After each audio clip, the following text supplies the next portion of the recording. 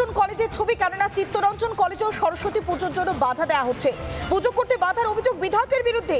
জোড়াসাঁকোর তৃণমূল বিধায়ক বিবেক গুপ্তা, চিত্তরঞ্জন কলেজের পরিচালন সমিতির সদস্য বিবেক, পুজোর টাকা আটকে রাখার অভিযোগ উঠে আসছে। কলেজের কাজে হস্তক্ষেপ করছেন বিবেকের সেক্রেটারি। ছাত্ররা প্রতিবাদ করার জন্য টাকা আটকানোর অভিযোগ উঠে আসছে।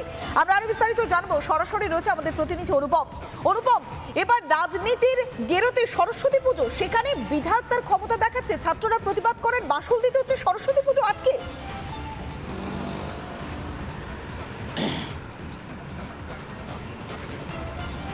দেখো, তৃণমূলের এই বিধায়ক জোড়াসাঁকোর তিনি শুধুমাত্র কলেজের ফান্ড আটকে দিচ্ছেন এমনটা নয়, তার বিরুদ্ধে অভিযোগ উঠছে যে তিনি এই ফান্ডের 30% টাকা চাইছেন তার পার্সোনাল সেক্রেটারিকে দিয়ে।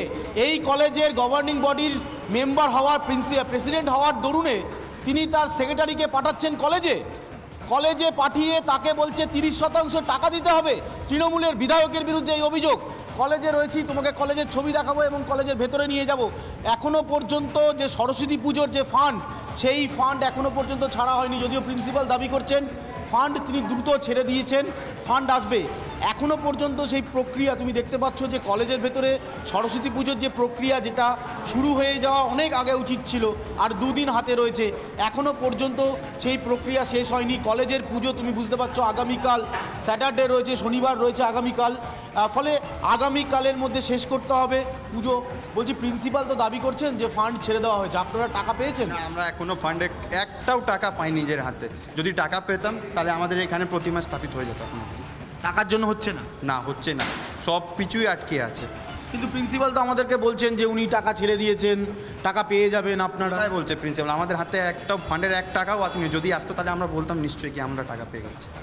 কেন এই টাকা দিলে 30% কমিশন চাইবে? 30% কমিশন নিশ্চয়ই উনি বলেছেন ফান্ড ছাড়বো, কিন্তু আগে 30% কমিশন দাও, নাহলে কম্প্রোমাইজ করো, এই কথাটা বলেছে। উনি তো আপনাদের গভর্নিং বডির প্রেসিডেন্ট।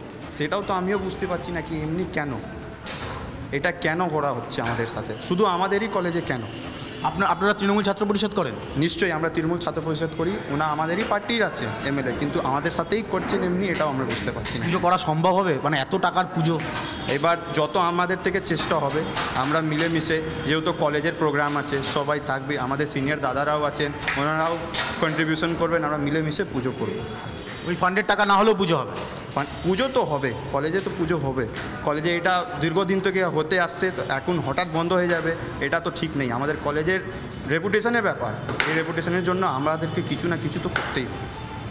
একদমই তাই। তোমাকে আমি একবার ছবিটা দেখাবো এবং তোমাকে জানাবো যে প্রিন্সিপাল তিনি যেটা আমাদেরকে জানিয়েছেন যে ফান্ড এসে যাবে।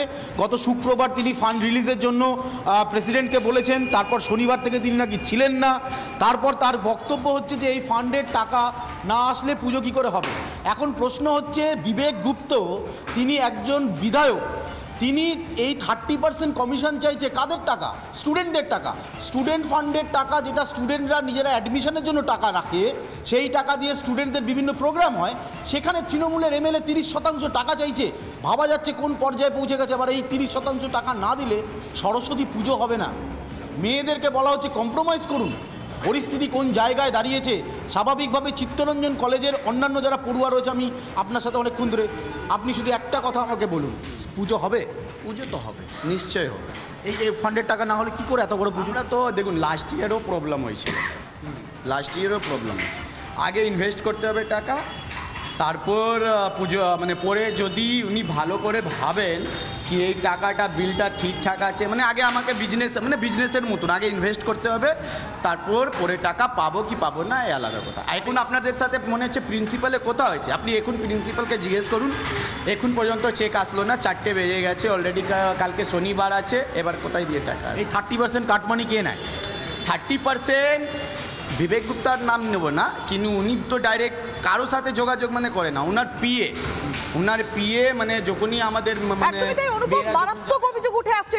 তারা বলছে যে আগে ইনভেস্ট করতে হবে ব্যবসার মতো, তারপরে বিল দেখার পর যদি মনে হয় যে তাদেরকে এই বিলের টাকা সাবমিট করা যায়, তারপরে টাকা দেওয়া হবে। কিন্তু প্রশ্ন, পড়ুয়ারা বাগদেবীর আরাধনা করবে, সেখানেই বাধা কেন? কি বলছেন অধ্যক্ষ, চিত্তরঞ্জন কলেজের অধ্যক্ষ কোনামণি মুখার্জি? তিনি তো বলছেন যে ফান্ডের টাকা ছেড়ে দেওয়া হচ্ছে, কিন্তু পড়ুয়ারা বলছে এখনো পর্যন্ত টাকা দেওয়া হয়নি। আরো একবার শোনাবো চিত্তরঞ্জন কলেজের অধ্যক্ষ কোনামণি মুখার্জি কি দাবি করছেন, শুনুন। ফান্ড আটকে আর রাখেননি। ওনাকে যখনই প্রস্তাবটা দিয়েছিল আমি পেপারস পাঠিয়েছিলাম, এইবার উনি ভেরিফাই করে তারপর প্রত্যেকবারই স্যাংশন করেন। কিন্তু এই পেপারসটা যখনই উনি বলেছেন সঙ্গে সঙ্গে অফিস এবং আমার ওদের তো ফান্ডে এসছে অ্যাডমিশন থেকে, তারপরে উনি এসছেন সঙ্গে সঙ্গে ওখান থেকে আবার ওই ডিটেলস পাঠায়, পুরো ব্যাপারটা ক্লিয়ারলি লিখুন কত ফান্ড আছে না আছে।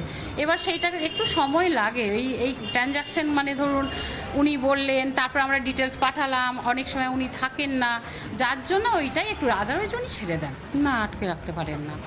ওদের যেটা প্রাপ্য সেটা উনি ছেড়ে দেন। 30% দিতে হবে এমএলএর পিএকে, এরকম একটা অভিযোগ আছে। না, আমাকে কোনোদিন উনি ক্লেম করেননি, এই ধরনের কোনো কথা আমার কানে আসেনি এবং আমি শুনিনি। ওনার যখন মাঝে মাঝে দরকার হয় উনি কনফারেন্স কল করে উনি পারমিশন দেন, সেখানে হয়তো পিএ থাকে, উনি পার্সোনালি মানে আমাকে একা ফোন করছেন এরকমও হয়নি। নানা ধরনের কন্টেন্ট দেখার জন্য লাইক করুন, শেয়ার করুন আমাদের ফেসবুক পেজ, সাবস্ক্রাইব করুন আমাদের ইউটিউব চ্যানেল। পাশাপাশি অন্যান্য ব্রেকিং নিউজের জন্য অবশ্যই চোখ রাখুন রিপাবলিক বাংলায়।